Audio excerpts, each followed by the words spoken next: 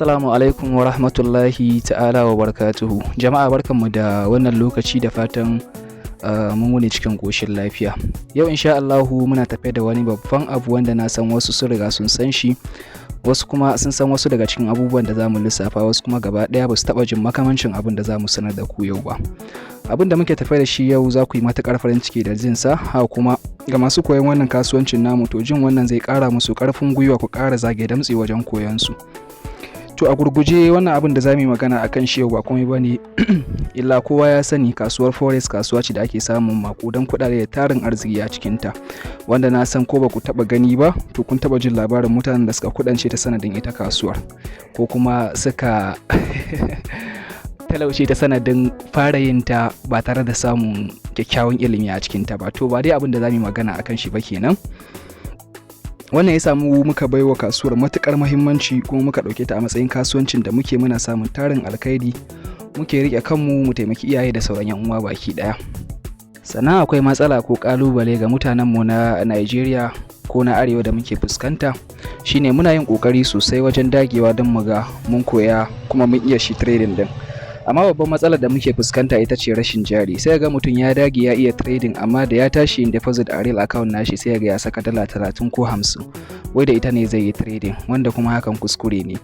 Duk iya trading ɗinka to fa kana buƙatar jari mai ɗan nauyi wanda zaka dinga yin kasuwancin ka da shi, wanda rashin jari mai ɗan yawa a account ɗinka to hakan zai dinga baka matsala. Sannan kada ku ji na yi magana cewa trading forex ba za ka iya yin sa da ƙaramin account ba ka ce to kenan mu da bamu da kuɗi da yawa trading ba namu bane. A'a, ba haka nake nufi ba. Akwai mutane da yawa da suke farawa da ɗan ƙaramin account kuma su growing nashi ya zama babba sosai. To gare ka kai da kake koyan kasuwancin forex trading ko kuma kake kan koyan shi a yanzu, to ka sani iya trading ɗinka yana da matuƙar muhimmanci kuma zai taimaki rayuwarka sosai. Na san za ku yi mamaki ku ce ta yaya. Akwai mutane ko kamfanoni da suke da kuɗaɗe sosai kuma suna so su juya su amma ba su da ilimi na ita kasuwar, ko kuma wasu sun tara maƙudan kuɗaɗe wanda in suka kai kana da ilimi sai ai abin da Bahaushe yake kira ban gishiri in baka manda, wato su baka kuɗi kai kuma kai amfani da ilimin da Allah ya hore maka ka juya kuɗin, in kun samu riba ku dinga rabawa, wanda mu traders muke kiran hakan da suna managing. Bayan wannan akwai mutanen da sun iya trading din to amma duk yawan capital ɗinka a ita kasuwar tana da tsarika na lot size ɗin da aka ringa amfani da shi. In ma ba haka ba akwai kamfanoni da suke da capital mai yawan gaske wanda su burin su ya za a yi taso da ƙananan traders wanda su suna da tarin ilimi na kasuwancin amma ba su da babban jarin da za su ringa yin trading din. To in suka tabbatar ka iya, suna iya maka deposit na kuɗi a trading account, su baka account din su ce ka je ka yi trading, in ka samu riba sai ku dinga rabawa, su dauna su kason su baka naka. To irin waɗannan kamfanoni din su ne wa'anda yau za mu yi magana a kansu insha Allah. Wasu a cikin kamfanoni din za ka ga za su fara baka demo account ne su gwada ka su ga inda gaske ka iya trading din. Za su baka wani target, misali za su iya baka demo account wanda yake da kamar misali dala 10,000 a ciki, su ce suna so a cikin wata ɗaya ka samu ribar 10% na kuɗin da suka baka. Ina tunanin 10% na 10,000 shine dala 1,000. To da zarar ka yi trading ka samu riba dala 1,000, daga nan za su karɓi wannan demo ɗin su yi maka deposit a real account su baka ka fara yin trading da shi wannan real account ɗin da suka baka. In ka samu riba sai ku ringa rabawa, suna ɗaukar nasu suna baka naka. Wasunsu kuma babu wani demo da za su gwada ka da shi, kawai registration za ka yi, ka siya package, agent ɗinsu ya kira ka ya maka tambayoyi akan forex trading. In ka amsa tambayoyin sai su deposit su baka real account ka je ka fara trading ɗinka. Duk ribar da ka samu sai ku dinga rabawa. Wasu company ɗin in kai withdraw zuwa ƙarshen wata za su tura maka share ɗinka, wasu kuma a ƙarshen sati, wasu kuma ko yanzu kai trading kai making profit to za ka iya zuwa kai request na withdraw, su kuma su cire su ɗau ribar su baka naka. To kamar yadda muka ce kamfanoni din suna da yawa amma za mu yi kokari mu kawo waɗansu daga ciki wanda muka sani kuma muka tabbatar da a legit. Za mu kawo kamar guda 3 zuwa 5 mu yi bayani na tsarukansu da dokokinsu. In ya so in kana da sha'awar yi sai ka zaɓi wanda ta yi ma a cikinsu ka yi rajista da su, kai ma ka fara samun maƙudan kuɗaɗen da ake samu ta sanadiyarsu. Tare da ɓata lokaci ba, kamfanonin da za mu magana a kansu mun ce za mu zaɓa kamar guda 3 zuwa 5 sai mu magana a kansu insha Allah, wanda mutum ya ji akwai wanda tsarin ta ya mishi sai ya je ya rijista da su ya fara amfani da su. Daga ciki akwai FTMO, sannan akwai Blue FX, sannan akwai Audacity,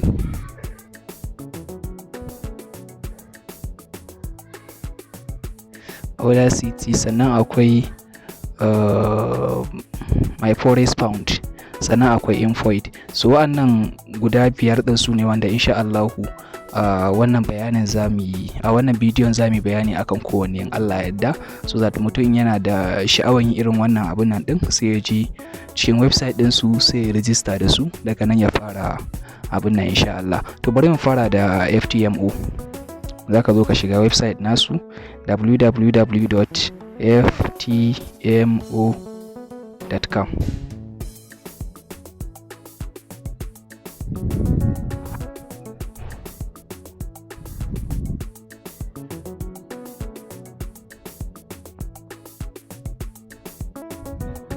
To wannan shine website na FTMO wanda yawancin mutanenmu suka sani, dan yawancin wanda gaske da capital mai yawan gaske a forex to ta sanadin FTMO ne. Bayan sun yi karatu suka je suka siya package din su, suka yi trading da su, da suka tabbatar sun samu kuɗi da yawa wanda ya ishe su babban jari a forex, daga nan suka gudu. Wasu kuma suka raba kafa suna yin trading a normal account din su, suna kuma trading da account din FTMO. So wannan shine abin nan din.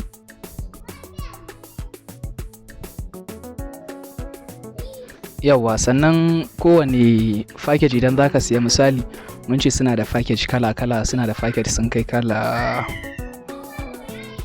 5. So kowanne za mu yi magana akan shi insha Allah. Misali kana so ka fara da ɗan ƙaramin ciki, so in ka zo kai register ka siya package din, za su fara baka daga challenge ne.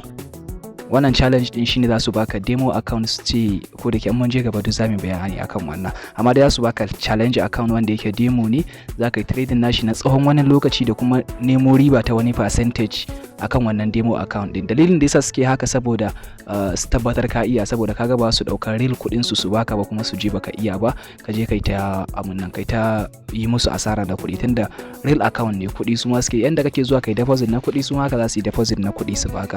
So za su fara baka wannan challenge account din ne, su fara gwada ka, idan ka tsallake daga nan sai su baka verification. Za su baka verification account, shi ma akwai adadin kuɗin da za su samu a cikin verification account, shi ma demo ne, za su baka shi, su baka adadin wani lokaci wanda duk zamu magana akan su a zuwa gaban sha Allahu, da kuma adadin wani percentage na kuɗin da suka baka su ce ka nemo riba ta wannan. So shi ma verification din nan idan ka yi shi ka tsallake, daga nan kuma sai ka zama FTMO trader, za su baka certificate, daga nan kuma su yi deposit na real account su sama kuɗi a ciki, sai ka fara trading. Sannan suna da dokoki da tsarukan su wanda in ka bi insha Allah lafiya kalau za ka ringa abin nan ɗinka, sannan kuma in ka samu riba ka ringa shirewa kana abin nan. So za mu magana akan dokokin su ma insha Allah. So kamar yadda muka faɗa, suna da account kala 5. Akwai wanda yake mai dala 10,000, akwai mai dala 25,000, akwai mai dala 100,000, akwai mai 200, akwai mai dala 50,000. So wannan su ne kalolin abun nan da suke da su. Za mu fara da mai dala 10,000. Mai dala 10,000 idan ka siya, za su baka step 1, za su baka challenge account kamar yadda muka faɗa a baya. Za su baka challenge account, su baka wata guda, sannan kuma a cikin wata gudan nan minimum trading days ɗinka, misali sun baka account mai dala 10,000 sai suka ce kai making din 10% shine dala 1,000 ko, so in kai 10% din nan daga nan za su canja ma sai su baka verification account. So wannan challenge account din in suka baka, kana da kwana 30 ne akan shi. A kwana 30 suke so kai making na wannan 10% din na kuɗin da suka baka. Sannan kuma minimum trading days shine kwana 10. A kwana 10 misali ka karɓa account din, ai wani zai iya cewa to dan an bani dala 10,000 an ce yi making din dala 1,000 a kwana 1 ko kwana 2 ma zan yi making din ta. Normal ne, kamar kai ne a ce kana da dala 100 a account ɗinka, a ce je ka samu dala 10 ya zama dala 110, to ai kaga inda ka iya trade insha Allah cikin awanni kaɗan ma za ka yi making din ta. So su ma kamar haka ne. To anan saboda su tabbatar kana da risk management, kana da abun nan masu kyau dai sai suka ce sun baka kwana 10. Da kwana 10 abin da ya sama, in kai making din wannan percentage a cikin ƙasa da kwana 10 to ka karya dokan su. Saboda haka dole ne ka rarraba abun. Zaka iya cewa kullun zan yi making din dala 100 akan wannan account din daga nan tashi. So da zaran ka cika kwana 10 kaga ka cika musu sharadin su kenan. So daga nan kana kaiwa kwana 10 nan zaka iya zuwa ka yi request din sai su ansa wannan account din sai su baka verification. Sannan suna da maximum daily loss. a kullum idan suka baka misali a challenge account, kun ga demo ne ba, amma saboda suna so su tabbatar ka iya trading din, akwai maximum loss a rana. Idan kai loss na $500 a rana, in kai loss na $500 to za su kai fail za su karba account din su, ka karya dokan su kenan. To saboda haka idan da FTMO za ka yi amfani, idan kaga kayi loss a rana har ya kai irin $300 ko $400 to ka hakura da trading ka bar wa zuwa gobe, saboda in dai kai loss din da ya kai $500 shine maximum daily loss. In dai kai loss din $500 to kayi fail. Sannan kuma maximum loss a gaba ɗaya trading ɗinka, yau ka faɗa 300, gobe ka faɗa 400 misali, duk baka iya ba ka je kana ta musu wannan garabzar haka. Idan kai loss ɗin da ya kai $1,000, sun baka account mai $10,000, sai ka je kai ta loss tun da ka karɓa loss kake har kai loss ɗin $1,000, account ɗin nan daga $10,000 ya da $9,000 to nan ma ka yi fail. Sannan kuma profit target shine na faɗa muku, idan suka baka account mai $10,000 za su ce ka samu $1,000 ne. In ka samu $1,000 to ka gama challenge ɗinka, za su baka verification account. So $1,000 suke abin nan suke so kai making a shi wannan demon da suka baka na verification, na challenge. Sannan kuma ana biyan euro 155 domin yin register da su akan wannan account din mai $10,000, za ka biya euro 155. Wasu za su ce to ai kuma gashi an ce mana kamfanoni din suna da kuɗi sosai, kuma har ma za su iya mun deposit na $100,000 ko $200,000 ko $1,000,000. Duk akwai kamfanonuwan da yawa duk za su ma deposit na wannan. To kuma me za su yi da euro 155 dina? Dalilin da yasa suke ansan wannan kuɗin, saboda misali kai ka dan fara dan trading ɗinka, ka dan yi dan basic ɗinka, zaka iya zuwa ka ansa, ko kuma mutum ma bai iya ma trading din ba, kawai saboda abun nan ya je ya ansa wannan account din ya tai musu hauka. So kaga wannan ka abun nan. Amma duk wanda ga ya je ya ware wannan euro 155 din, ya biya ya siya package, to wannan serious ne, yana son ya yi abun nan ne, to shi yasa suka saka wannan kuɗin. Sannan kuma wannan euro 155 din da ka biya, za ga sun ce maka refundable. Idan kai me yake da suna, idan kai challenge account, kai verification account, ka gama duk demo din da za ka yi a kansu, sun tabbatar kai trader ne, suka baka real account mai $10,000. So kaga wannan euro 155 din da ka biya a ranar da ka fara withdraw ɗinka na farko a real account din nan, mutum da mun ce za su raba riban, za su raba maybe 70%, za su baka su dau 30%, to a ranar za su haɗa ma da wannan euro 155 din da ka biya su dama da kayanka. Na fata an gane. So shine, sai kuma bayan ka gama da wannan step din na challenge, sai ka tafi zuwa verification.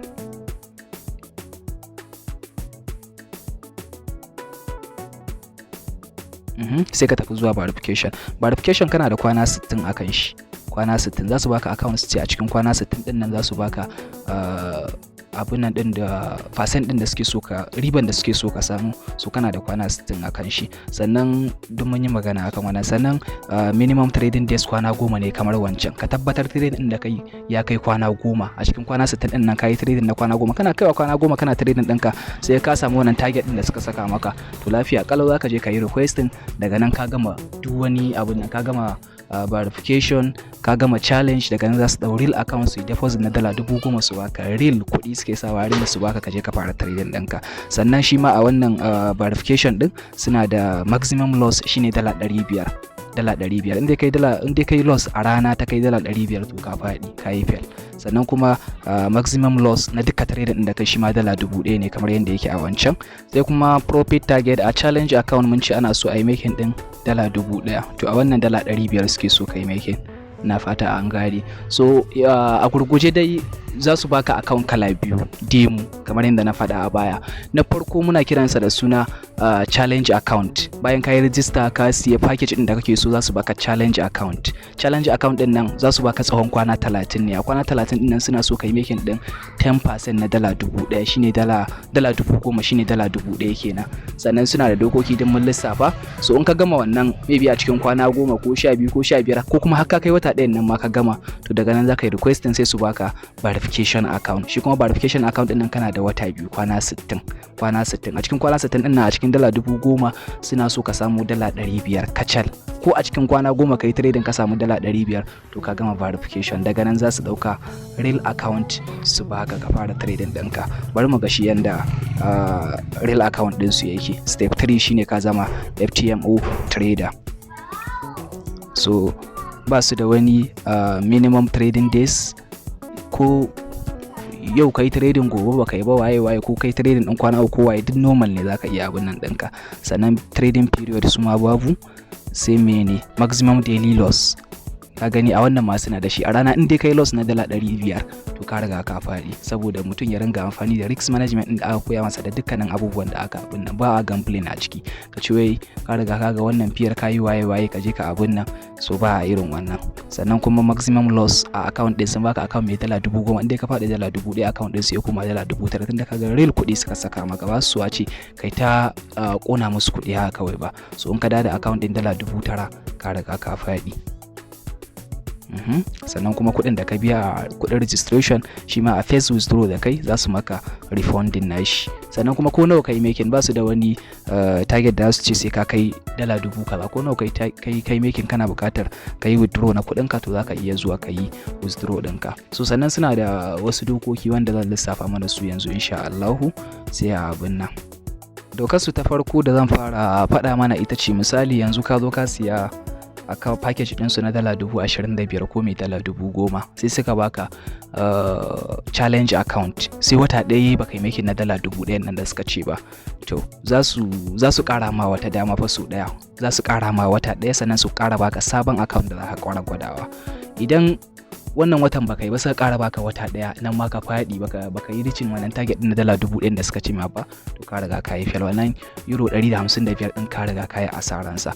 Ko kuma ya kasance a watan farko na abin nan na challenge account da suka baka suka ce kai making na 10%, ka tsallake sai ka zo kan verification account da suka baka wata biyu, sai wata biyun nan ya zo ya cika baka yi making na dala 500 ɗin nan ba, to nan ma za su ƙara baka verification account su ƙara ma wata biyu a kai domin ka ƙara gwadawa. Idan wata biyu bai ya cika ba kai making ɗin wannan dala 500 ɗin da suka bukata ba, to ka yi fail, wannan euro 155 ɗin da ka biya ka yi asaranta, sai dai ka ƙara biya ka ƙara gwadawa. Sannan kuma kowane strategy is allowed a kansu, ko scalping kake ko long trade kake ko day trade ne ko ma me kake yi ne zaka iya abun nan. Kai ko EA ne, kusan EA shine robot ko wanda ake sawa robot a saita shi a computer, ka sa mai login detail ya ringa ma trading, ya ringa ma placing order, ya sa ma stop loss, ya sa ma take profit, kana can kana sabogin kai na ma hada ma kudade, so ko shi zaka iya sawa. Su dai kawai so bukatan su shine ka je ka nemo riban nan da suka bukata. Sannan kuma duk abin da kai making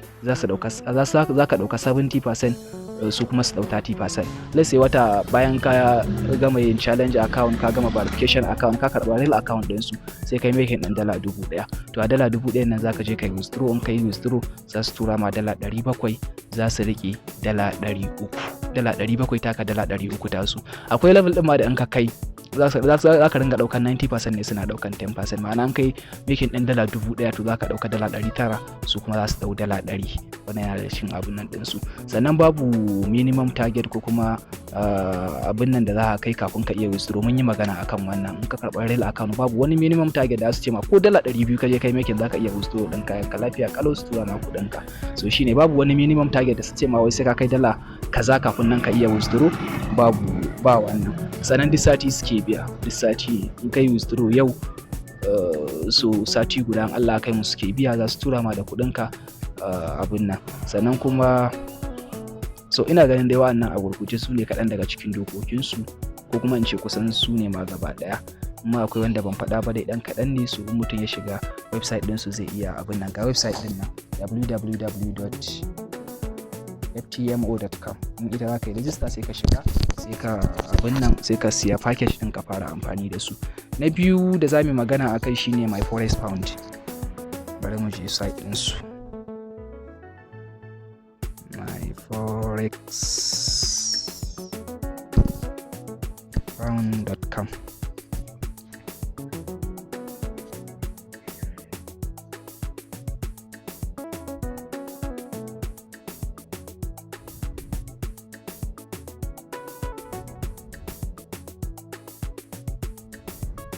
Shine website na my forex pound. In ka shigo za ka shiga wannan option din, daga nan sai ka shiga programs. To suna da program guda uku, akwai rapid, akwai evaluation, akwai acceleration. So amma za mu yi bayani a gurguje akan evaluation, ba sai mun yi bayani akan wa'annan ba. shi Rapid na swingers ne, mai yin swing trading ne, don a cikin ka'idojinsu ma minimum in ka shiga trade kafin ka fita sai ka kai kwana 3 a ciki. So shine sannan za su baka akan mai dala 1000 da dai swingers ne haka, wanda kuma in kana yin scalping kaga ba ka ji daɗin shi ba. Sannan wani trade din zaka iya shiga sai ka ga market din ta canza direction, zaka buƙaci ka fita kuma kaga in ka fita kafin kwana 3 ne ya cika ka karya dokan su. So wannan ba za mu cika bayani akan shi ba. Sai kuma acceleration, shi ma wannan yana da kyau amma kuɗin da suke bayarwa yayi kaɗan. Ka register ka biya kuɗin to za su baka account mai dala 2000 ne. In suka baka account mai dala 2000 nan, direct live account ma za su baka, ba wani challenge ko wani verification ma da su baka. So shi ma wannan ba sai mun yi bayani akan shi ba, za mu shiga evaluation sai mu ga yanda yake. A shi yawancin traders dan kuka shiga Discord ma nasu za ku ga yawanci 99% na wanda suke trading da ita wannan din za ku ga evaluation suke yi. To a gurguje shi ma yana da drawdown kamar yadda muka yi magana akan FTMO. In kai a rana kai abin nan account din ya kai asara da ya kai 5% na abin da suka baka, to za su karbi account din su, yana cewa baka iya trading ba. Sannan za su baka account ne mai dala 10,000. Kun ga kenan in kai asaran dala 500 za su karbe kayan su. Sannan 12% overall drawdown shine idan suka baka account din kai ta trading tun daga farawanka har kafin lokacin target ɗinka ya cika, kai asaran da ya kai 12%, to nan ba za su karba account din su. 12% ina jin shine dala 1,200. In kai wannan asaran to za su karbe kayan su. Sannan idan ka siya package din su kamar yadda FTMO suke, suna da kamar a FTMO suna da abun nan challenge da kuma abun nan ko da kuma verification, to su kuma anan suna kiran shi da phase 1 da phase 2. Idan suka baka account ka siya misali ka siya package na evaluation, to in suka baka wannan account din mai dala 10,000 suna so kai making din 8% profit target for phase 1. Phase 1 in ka shiga za ka samu riban da ya kai 8% shine dala 800 ko, so za ka samu wannan riban a phase 1. Daga nan sai ka tsallaka phase 2. Phase 2 suna bukatan ka samu riban da ta kai 5% na account ɗinka shine dala 500. Misali a wancan sun baka account din can kai making din dala 800, za su canja sai su baka ɗaya account din ka shiga phase 2 sai kai making din dala 500. Daga nan ka zama member din su, saboda wannan ma duk suna yi ne saboda su tabbatar ka iya shi trading din, kada su baka direct real account ka je kai ta musu loss. Amma an suka ga kayi wannan to za su tabbatar ka iya trading ne. Sannan suna so ka yi trading minimum so 5 a sati, shine gashi nan suka rubuta 5 trading days. So ma'ana kullun ya kasance ka yi trading kenan. Wannan ne zai nuna musu, zai show us your ability to be patient da sauransu dai. Sannan kuma no trading restriction, babu wani doka na ko lot size ko waye ne, komai zaka iya amfani da shi. An gane ai, ko wani lot size ko kuma ka shiga trade ka kwana da sauransu duk zaka iya abin nan din. So wannan shine kaɗan daga cikin ka'idojin shi Rapid kenan. So daga nan ka gama za su baka account din su mai dala 10,000 ka fara trading da shi. Sannan su suna da profit target, suna so ka kai 10% ne. Idan misali ka gama phase 1 da phase 2, so za su baka real account, suna so ka kai 10% nashi. Misali an baka account mai dala 10,000, suna so ka samu riban dala 1,000. Idan ka samu riban dala 1,000 a cikin wata daya, in kafin wata daya ka samu wannan riba to falillahi alhamdu, za ka yi withdraw, za su dauka 80% su tura maka 20% nasu. Sannan kuma in ka kai wannan 10% din, to za su canja ma account ne, za su canja ma daga dala 10,000 za su canja sai su baka account mai dala 20,000. To shi ma wannan target ɗinka zai kasance 10% nashi shine dala 2,000. In ka kai dala 2,000 za ka cire za su dauka 20% su baka 80%. To haka za ka yi ta tafiya har ina tunanin kusan account ɗinsu mai dala 100,000. Haka za ka ta canjawa daga 10,000 zuwa 20,000. Haka dai abin nakun zai ta tafiya. So wannan a takaice shine magana akan ita my forex pound. Sai mu je kanta uku, ita ce Audacity Capital.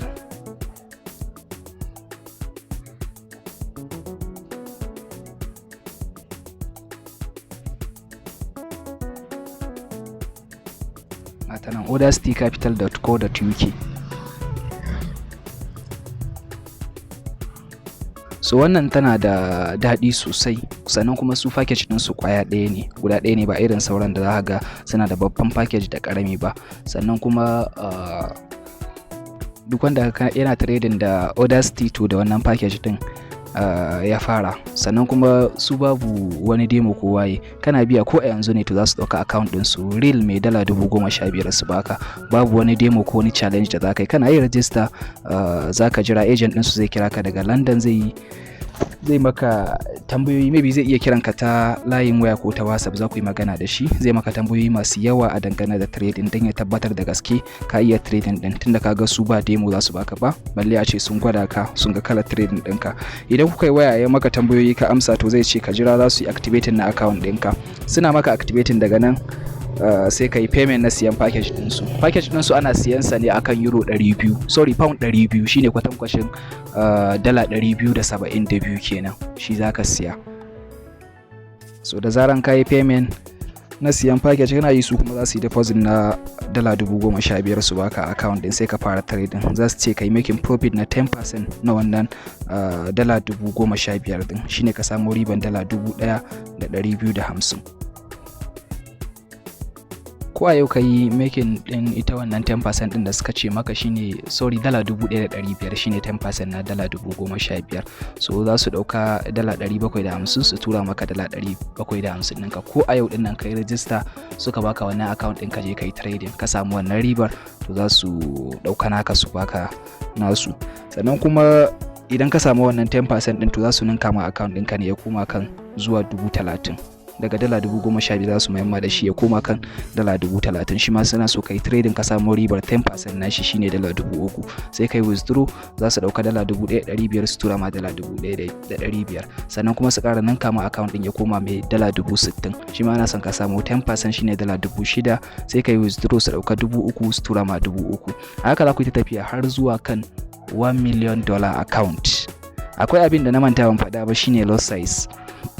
Misali sun baka account mai $15,000, to lot size din da zaka yi amfani da shi shine 0.50.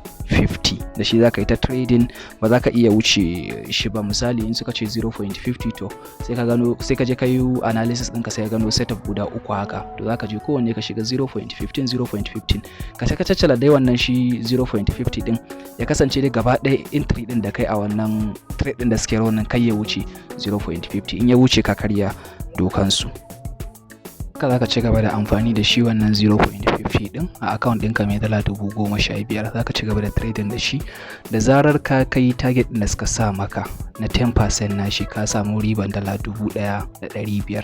So kamar yadda muka faɗa, za ka yi withdraw, za su tura ma $750 su rike $750, daga nan su ninka ma account ɗin. To da zarar sun ninka ma account ɗin, shi ma lot size ɗin za a ninka maka shi. Muka ce za a ninka account ɗinka ya koma su baka account mai $30,000, to shi ma lot size ɗinka za a ninka ma shi daga 0.50 za a baka one lot za a baka. Da one lot nan za ka ringa amfani, za ka iya sa ƙasa da haka, za ka iya sa dai kada dai lot size ɗinka ya wuce one lot 1.00 one standard lot size kenan, so kada ya wuce haka za ka ringa amfani da shi. Shi ma haka kana ta trading haka yi making na 10% na wannan $30,000 din shine $3,000 ko. So a wannan lokacin muka ce za ka yi withdraw na profit din da ka samu, sai ku raba su dauna su tura ma naka, daga nan su ƙara ninka ma account din daga $30,000 a baka mai $60,000. A account mai $30,000 kana trading da one standard lot size, to yanzu fa sun ninka ma shi. Yayin da suka baka account din mai $60,000, shi ma lot size din an ƙara ma shi, an baka 2 lot kenan. Daga $60,000 shi ma kai making na 10% din su shine $6,000. kai withdraw suka dau $3,000 suka baka, suka rike nasu, za su ƙara ninka masu baka account mai $120,000. To lot size ɗinka shi ma za a ninka ma shi ya koma, da kana aiki da 2.00 za su baka 3.00. haka za ka yi ta tafiya. Muka ce har sai ka je akan mai $1,000,000. So haka za ka ringa amfani da ita. Sannan wannan dai shine yadda tsarin ita Audacity Capital take. Suna da matukar daɗi, sai dai wani abu guda ɗaya da yasa mutane da yawa suke gudunta shine duk wata ko ka samu riba ko baka samu ba, ko ka yi reaching target ko baka yi ba, to zaka biya su pound 99 a matsayin haraji ko kuma menene da ya oho musu dai. Daga nan za su kara ma wani wata ɗaya. Ma'ana kun ga kamar misali sauran ai za ka ga package ake siya ko package din za su ci ma na wata ɗaya ne, ko kuma in kana so ka canja ko kuma in ka siya misali kamar FTMO in ka siya package mai dala 10,000 to kaga da shi kadai zaka ringa ta trading. In kana so ka koma a baka akan mai dala 100 da mai dala 25,000 kaga sai ka canja package ka siya wancan package din. To su kuma wannan aka ce package ɗaya ne amma za su ringa nan kama account ɗinka duk yayin da kai reaching target. To shine dalilin da yasa sai suka saka duk bayan wata ɗaya zaka biya su pound 99 misali. Kuma ni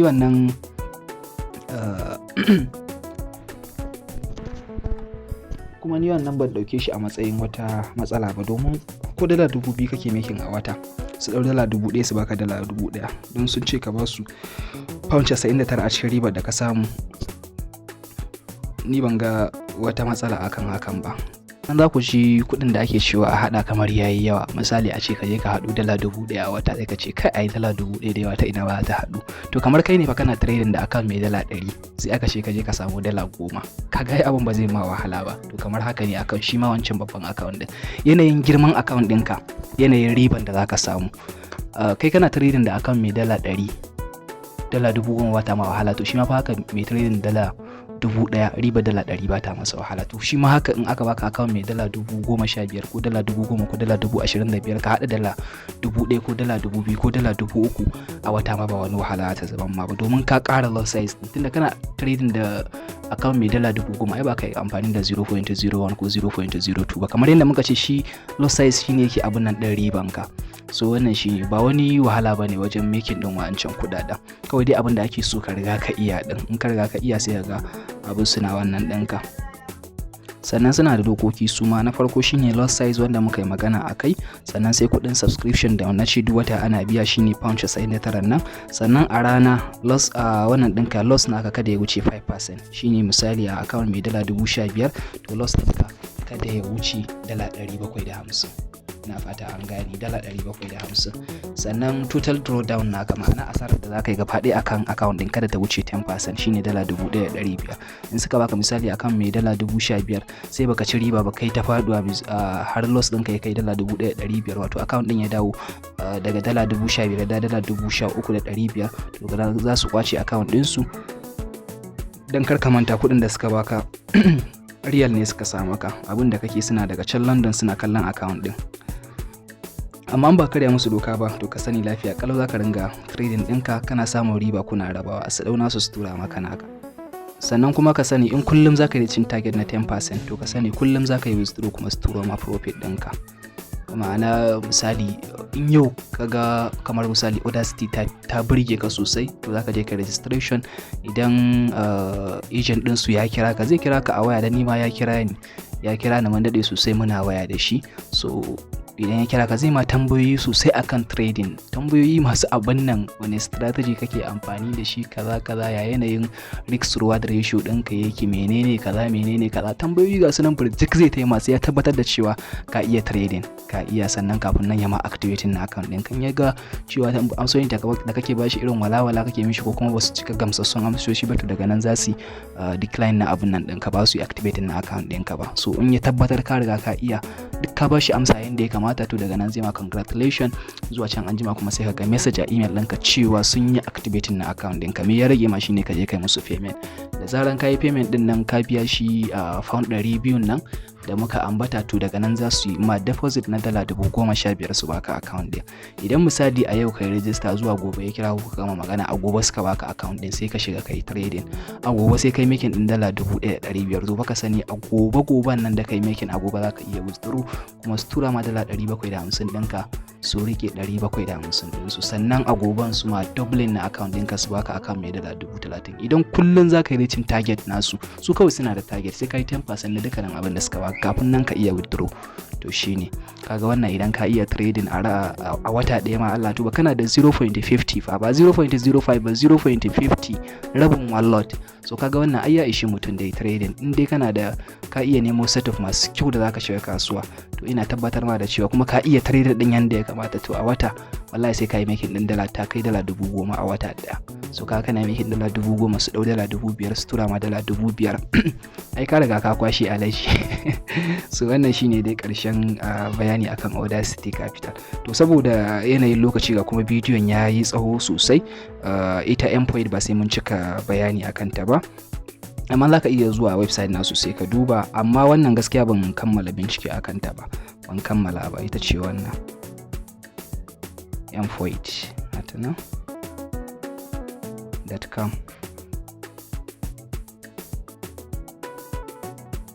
ka shiga wannan za ka ga tsarukan su sai ka je kai ta duddubawa, amma wannan gaskiya ban kammala bincike akan ta, ban kammala ba. So shine, bari mu dan yi bayani akan Blue FX a takaici. Ita ma sai ma abun nan tunda na ga bidiyon yayi yawa sosai, bari mu je sai mu bayani akan ta. Za ka zo ka shiga website din su kamar haka,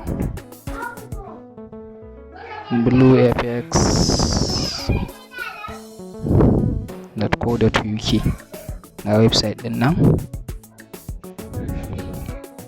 So sai ka shiga, sannan a gurguje su suna da kalar account guda biyu ne. Akwai mai $25,000 shine muke kiransa da suna light, akwai kuma ɗaya mai $50,000 shine pro. Waɗannan su ne kalolin account guda biyu da suke da shi. Idan kana son karɓar account mai $25,000 za ka yi recharge din euro 99 sai su baka real account din da ka saya package na shi. Amma suna da dokoki wanda in ka karya musu doka to za su karbi account din su, ma'ana su ba su da tsarika irin na abin nan Blue irin na FTMO, ma'ana ba su da irin wai demo wanda za su baka kaje kai challenge ko kai verification na su babu. Direct su ma kamar Audacity haka suke, in kai biya za su baka real account, za su je su deposit sai su baka account din sai kaje ka abin nan. Amma suna da dokoki masu tsauri sosai. Misali dokan su na farko ba sai mun je muka karanta ba, zan dan yi bayani a gurguje. Suna da trading hours, ma'ana baka shiga trade ka kwana ba, za ka shiga trade ne misali da safe karfe 6 zuwa kan karfe 9 ka riga ka abin nan ka yi trading ɗinka. Misali in ka shiga trade da safe to zuwa karfe 9 na dare za ka kulle, sai dai ka bari goban Allah kai musu ya ƙara shiga. Sannan kuma ba pending order, ba ka je ka saka musu pending order misali da dare ka je ka ɗora pending order ka ce da safe karfe 6 in da tashi kawai ta daga wannan abin nan ɗin ta wucewa, ba a yin wannan. So shine dole dai sai dai karfe 6 ka yi analysis ɗinka ka shiga kasuwa, kuma dai yanda za ka yi ma kafin dai karfe 9 na dare yayi ka riga ka abin nan. Sannan kuma suna so a wata kai reaching na 10% na account din, shine $1,250 nake ga, $2,500 shine wannan 10% da za ka yi making. Sannan loss ɗinka, total loss ɗinka, ma'ana total drawdown account ɗinka da ya kai loss da ya kai a wata ɗaya kai loss da ya kai 10% shine na $2,500 din nan. Sannan daily loss ɗinka kada kai loss a rana ɗaya ya kai 5% shine $1,250. Idan a rana ɗaya kai loss ɗin da ya kai $1,250 to za su kwace account ɗinka kayi fail. Sannan suna da ka'idoji su akan loss size. Gold za ka shiga da 0.12 shine a gold.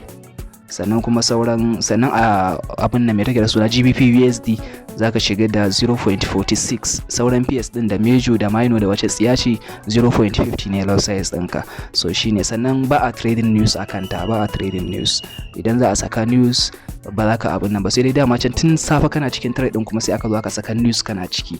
So shine abin nan. Amma in za a saka news ba zai yiwu ka shiga ba, ko kuma bayan an saka news din da minti 5 ka ce za ka fice, ba zai yiwu ba.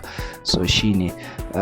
Sannan in baka yi making na 10% ba za su rufe account ɗinka, sai ka ƙara subscription kafin ka ci gaba da inda ka tsaya. Misali sai na ansa account ɗin Blue FX sai na yi making ɗin misali $2,000 a wata ɗaya. Kun ga ban yi reaching na wancan 2,500 10% ba, to daga nan za su rufe account ɗin sai na ƙara subscription kafin nan in ɗora daga inda na tsaya.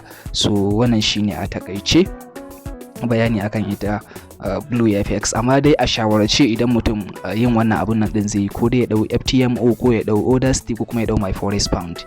A cikin su muka zaɓa wanda muka yi register da su, kuma yanzu haka muke kan amfani da su. To ya kai dan uwa ka sani duk fa waɗannan kamfanoni da na kawo they are legit. Kowanne mun yi research akai mun tabbatar da ingancin su da kuma sahihanci akan confirm suna biyan profit share din. Kuma ka sani kamar yadda na faɗa a farkon bidiyon, opportunity a forex suna da matukar yawa. Abin da ake bukata kawai ka mai da hankali ka iya trade din. Idan har ka iya shin iyawa ta gaske ba ta wasa ba, to ina maka albishir da ka wuce ka zauna kana aiki ƙarƙashin wani, kai aikin gwamnati ma. Wallahi in dai ka dage ka iya forex din sosai to kafa karfin sa, za ga duk wahala ne. Wasu da yawa a cikin traders namu ba san irin waɗannan hanyoyin da muka kawo yau ba, wasu kuma sun sani sun gwada sun yi failing saboda ba su iya forex din ba yanda ya kamata. ina mai shawartar 'yan uwa da suka kalli wannan bidiyon da waɗanda su kalla nan gaba, idan har ka san ka iya forex kuma ka yarda da iyawarka, to gwada yin ɗaya daga cikin waɗannan program ɗin da muka kawo muku. Na tabbata za ka ji daɗi sosai. Idan matsalar ka rashin jari a forex, to za ka samu babban jari in kai amfani da ɗaya daga cikin waɗannan kamfani ɗin. Gare ku masu koyan forex a halin yanzu, ina muku albishir da insha Allahu in dai kuka dage kuka koya yanda ya kamata, to insha Allahu za ku ga sauyi na rayuwarku zuwa nan gaba kaɗan.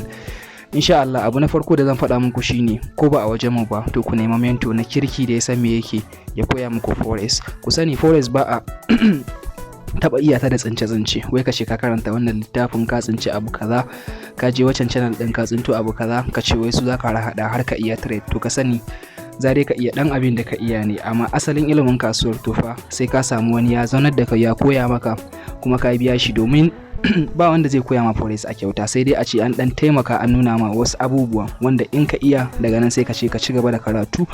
Amma ka ce an koya maka komai kyauta, hakan ba zai taba yiwuwa ba. Duk wanda ya ga yana koya ma forex a kyauta, to ka sani akwai wani secret wanda wani ko nawa zaka biya shi bai da lokacin da zai tsaya ya koya maka.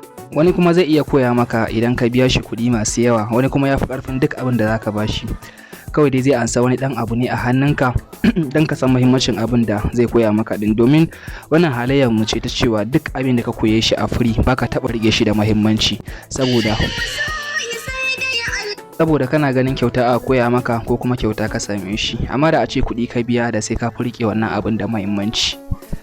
Sannan kamar yadda muka faɗa, wasu za su yi ta mamaki su ce su wa'annan kamfanoni da muka kawo me za su yi da dala 100 ko dala 200 ɗin da zan biya an siya package. To kamar yadda muka ce dai, suna ansa ne saboda ka san muhimmancin abin, sannan kuma su tabbatar cewa da gaske kake yi, domin in ba su caje ka ba, to wani ma bai iya ba sosai kamar yadda muka faɗa a baya, to kawai zai je ya ansa ne haka, daga nan yanzu ya ta sa su asaran kuɗi. Amma duk wanda kaga ya je ya biya wannan kuɗin, misali kamar Audacity Capital, duk kuje ku yi searching a kansu, musamman guda ukun nan, Audacity Capital, My Forex Pound da kuma FTMO.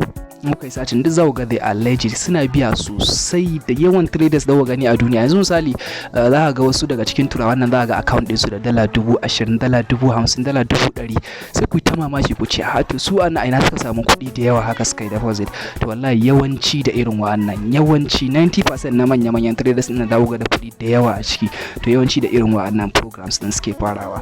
Mutum zai je ya register, ya siya package ɗin nan, ya yi trading, in ya samu kuɗi da yawa yana withdraw, yana tarawa a gefe a bankinsa ko kuma a wani abun nan din haka. To in ya tara ya ga ya samu kamar dala 10,000 haka, ko dala 5,000 ko dala 1,000 ma, sai ga ya bar wannan abun nan din ya koma yana ci gaba da trading din sa normal. Wani kuma kamar yadda muka ce za ku ga ana raba kafa ne, kana yin wancan kana yin wannan. So shine dai ku je ku gwada, ku je ku yi bincike sosai akan wa'annan guda uku, Audacity, My Forex Pound da kuma FTMO. Za ku ga yanayin abun nan din suna biya sosai, legit ne wallahi. Dan mu kan mu yanzu mun yi register da guda biyu, so amma ga wanda zai iya taking risks kamar yadda muka yi, zai iya zuwa ya register ya sai package din ya fara.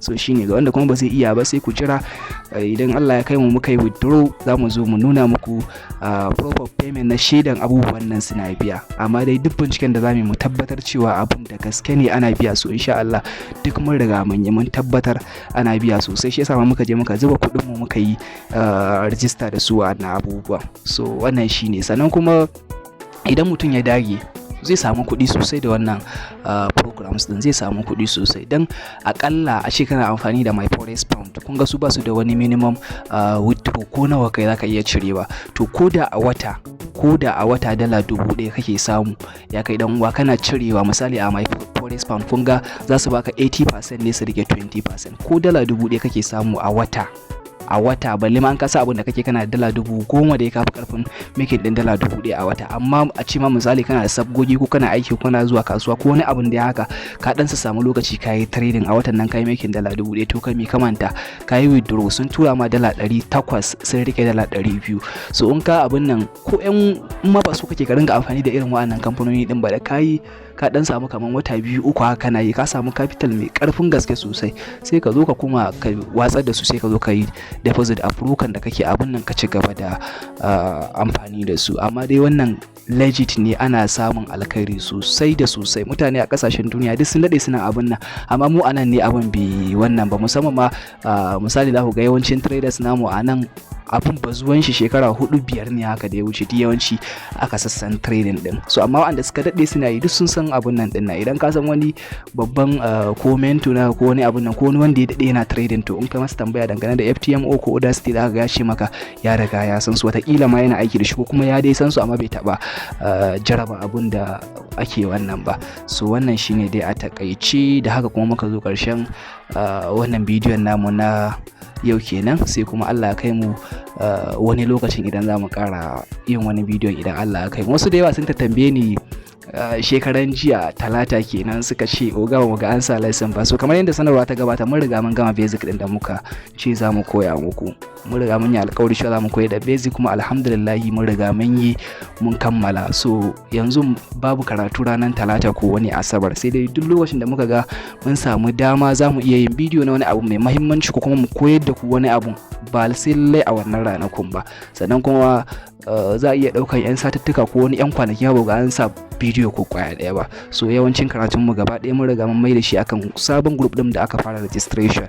So abin da ba mu sanarwa, ina jin a cikin sanarwa shine sati biyu za a yi ana registration. Wanda ya samu ya register kafin lokacin, to amma muka fara da karatu dai babu ɗaukar abun nan. So a can za mu ci gaba da gudanar da karatuttukan mu. Allah ya taimaka, Allah ya ba kowa nasara a harkar kasuwancinsa. Muna muku fatan alkhairi. Arewa FS Team ta kuce kuma namu ne. Bisalam, sai mun haɗa bidiyo na gaba idan Allah ya kai mu.